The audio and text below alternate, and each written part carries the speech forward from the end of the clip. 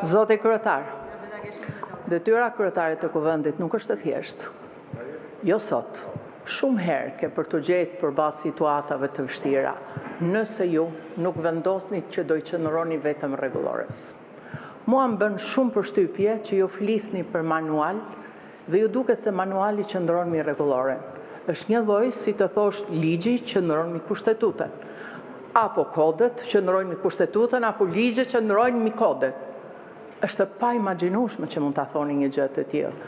Ka një historik parlamentarizmi. Dhe nuk ka ndodhur kur që kur deputeti, opozicë apo majorancë ka dashur që të bëjnë pyetje atij ti mohohet e drejta e pyetjes. Dhe kjo është një drejtë e tyre fituar me kushtetutë, me rregullore dhe me gjithë historikun që ne kemi brenda këtij parlament me plus dhe minuse që ka.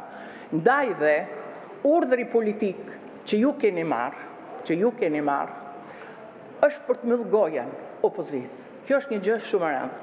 Ju thatë edhe një frazë. Këtë e bëjmë, pasi hoqëdort nga rregulloria dhe manuali, ju thatë që ne këtë e bëjmë për të mbrojtur shtetin.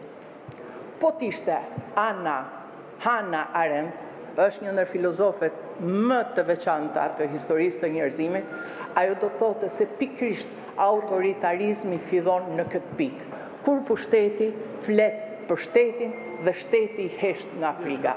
Tash do them një gjë nga eksperjenca ime. Nuk ka ndodhur kur që kur organet të bazuara nga ligj apo nga kushtetutë kanë ardhur për të raportuar këtu dhe deputet kanë dashur për të bërë pyetje, kur nuk jashtë mohu e drejta e pyetjes. Dhe e fundit, njeriu vendos që edhe të ikë nga një karrik. Nëse ligji që detyron për të zbatuar bie në kundërshtim me vendimin politik të majorancës. Unë, zoti kryetar, kam votuar kundër prokurorëve të përgjithshëm të propozuar nga majoranca kur ishte kryetar e parlamentit. Doktor Sali Berisha, dhe të thonë se gënjej.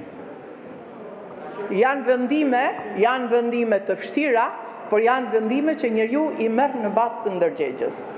Ke vetëm një zgjidhje, rregulloren. Sa herë të rrshasësh nga rregulloria, këtu do ketë kaos.